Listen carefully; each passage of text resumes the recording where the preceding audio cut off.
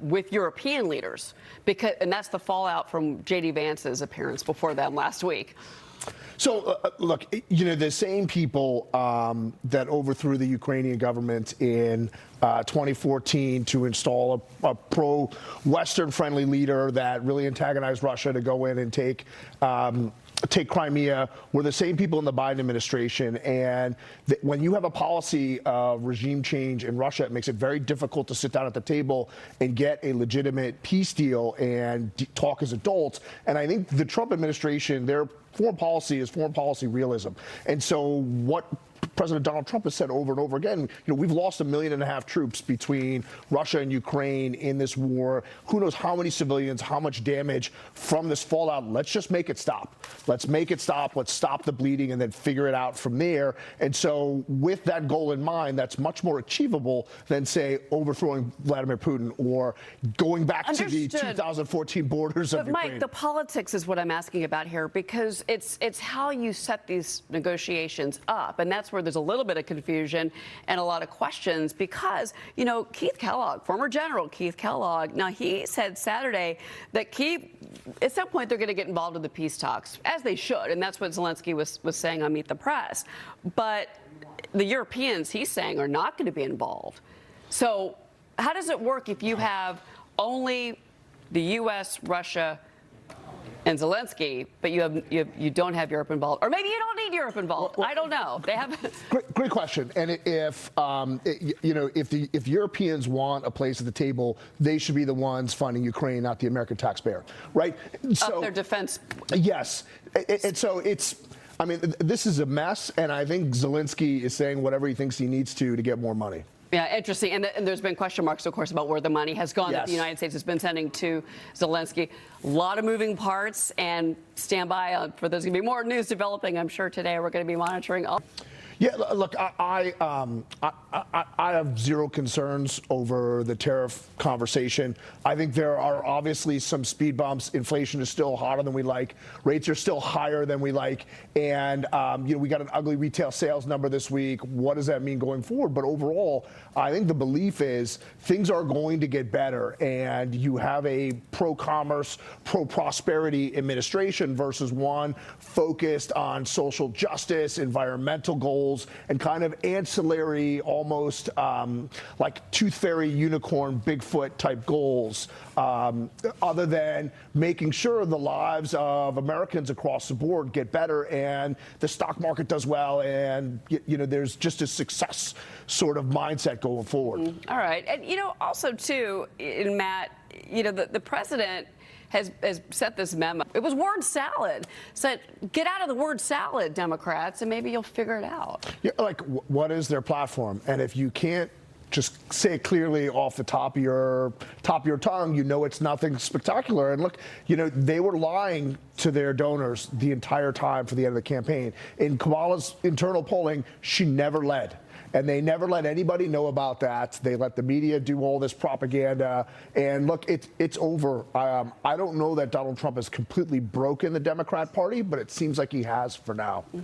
Emily, I think Democrats. Get your reaction to this, because obviously these are major retailers, and Americans have gotten pretty addicted to having, I don't know, $50 dresses coming from China. But that's going to change. So how they've circumvented these tariffs is you take a bunch of individually packaged items and you put them in a container. So you don't get tariffed on the value of the container. It's on the individual items inside of the package, avoiding the tariff charges. But it's again, yes, there's that $50 dress from China, which now could be, call it $60 or $55. But there's other goods that you can go out and buy that now all of a sudden become more competitive because you don't have this unfair advantage from China. And this plays on to so many other things where it's, historically it's been sending their steel to Canada and having it come in through Canada, or other goods into Mexico and having it come up through Mexico to avoid all sorts of tariffs and things along that line.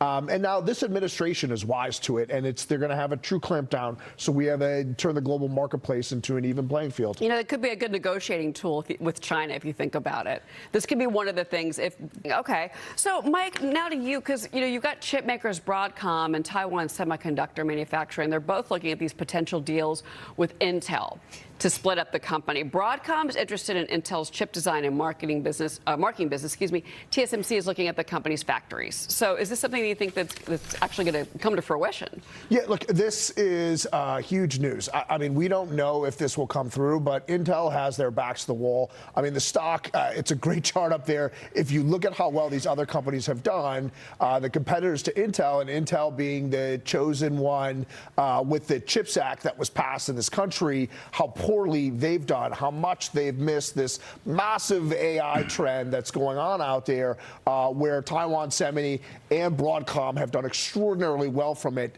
It's time for a change for Intel to get this company back on track. And so a deal like this could unlock significant value inside of Intel, give them a ton of cash, start investing in other areas, start maybe having a chance at competing in this AI arms race that's going on right now. But you love to see headlines like this come across the tape for an environment, because if companies are deal hungry and they're confident deals can get done, it just means that from an overall market standpoint, that large players, people in the know, are feeling very positive that they can go and take risk with their capital. Ryan, before you go, you say that's one issue, but the birthright citizenship, didn't Donald Trump, forgive me wrong, on Truth Social post about this, that the reason that was actually established was because of laws going back to slavery. Right. It had nothing to do with current day. Correct.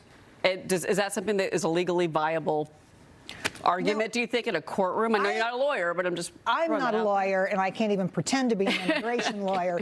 But from what I hear from experts, there is room to talk about this. There's room in the law to make this something different than we've been interpreting it for decades now. Because Emily, I mean, Donald Trump has made President Trump has made that argument repeatedly that So the last part of the 14th Amendment that everyone leaves out is subject to the jurisdiction thereof, right? And so it's people that are here legally, and it was created, passed so that the children of slaves would be granted citizenship, not so you could have birthing tourism, so people from Russia, when Russian people could get in, but it's very popular to come from all over the world. If you're wealthy, have your child in America so that they can get citizenship, right? And it's not just illegals, it's people from everywhere that have been coming here to have their children, because if you come here and you have the baby, that is your ticket here, that is your ticket to stay. So this is being grossly manipulated for something that it was not intended to. I believe this will go all the way up. And then, I mean, you have a little bit of a crapshoot. I think a lot of the things that are being challenged with all the other policies are going to go up. And people are going to get very familiar with the term, the unitarian power of the executive, which Roberts and some of the other justices wrote about in prior to them becoming Supreme Court justices. And we're about to find out that the executive does have control of the executive branch, not the civil service unions. And that's why you're seeing the Trump administration almost seem to want to fast track some of these cases to the, because what's happening is these gangs in Gaza are seizing them. That's one issue. But these talks, I mean, Hamas has to agree to release the rest of the hostages. We can't get to phase 2 until we complete phase 1, Mike. Yeah, I'm surprised we are not seeing fireworks going on over there right now, and aggressive actions, because it's been 450, 460 days since they took these hostages. The ones that are being released look awful. They're lucky to be alive, and beyond that, the mental trauma these people will deal with for the rest of their life. So what's the holdup? It's Hamas's last piece of leverage.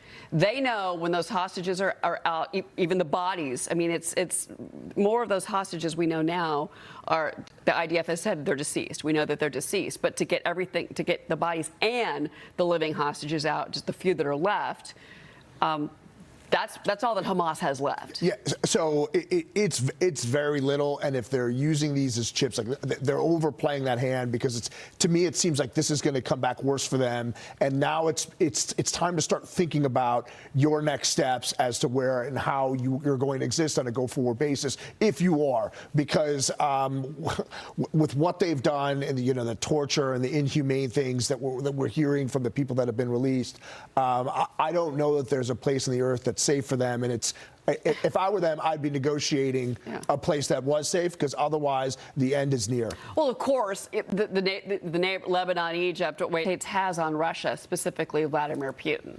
Yeah, I think there's a desire for peace. I think the U.S., well, this entire fiasco has been an unmitigated disaster, and every decision the U.S. has made it worse. Okay, the idea was to substantially weaken the Russian army with this. It's worked the opposite way. You now have a battle-hardened army. You have a company that has industrialized and mobilized, and they are a much greater threat to the United States than they were pre-invasion. And so peace has not been even a remote talking point until President Trump became president, right? The Biden administration's goal was to go back to the pre-2014 borders for Ukraine, which is completely unrealistic, and yet you're antagonizing a nuclear power. So I think the leverage they have is the mutual desire for peace and to stop the fighting overseas. Well, Zelensky's going to have to agree to. I mean, the Canada-United States story is an energy story. This is about oil exports. This is about pipelines. They are a nation of great natural resources, and we do depend on them for oil imports. Yeah, third largest proven resources in the world in terms of oil and natural gas. I don't quite know what the angst and the antagonist towards Canada is, other than the border. Well, it's the border. So yes, you have a border, but like if you look at Canada and Mexico, Mexico has been a destabilizing force to the United States. Okay, it is a narco regime, and I think a lot of things are going to shake out over the next couple of years, given the fact that we've declared the cartels terrorist organizations. Where Canada, very similar population, yes, they are profiting from our economy way more than we are from theirs, but a lot of that is this energy relationship we have from them. So I don't know if it's because Trump wants shipping routes to the north of Canada. He's upset with the fentanyl coming over their border, which relative to Mexico is a rounding error. So it's fun to make fun of Canada, and I enjoy that. I enjoy the hockey game this weekend. They have great maple syrup. I just want to be clear. And they make really good Christmas movies. But sorry, go ahead. But when you look at the two neighbors that we're giving a hard time, I don't think we're being hard enough on Mexico, and I don't know why Canada is getting the brunt of this. Don't you think, that's though, a good question. That this is about politics more than anything else, though, where Trudeau is so far to the left, particularly from a country that has, as you mentioned, such huge energy resources. We've heard nothing but sort of leftist climate policies out of Trudeau. I think that's part of why he's got President Trump sort of has taken aim at him a little bit, because it's a disparity between on the politics. Yeah, and to that point, Canada's GDP per capita, when you adjust for inflation since Trudeau took over, is down over 20%. I mean, that is a death knell for a nation. He has destroyed the quality of life for the average Canadian. Housing is unaffordable.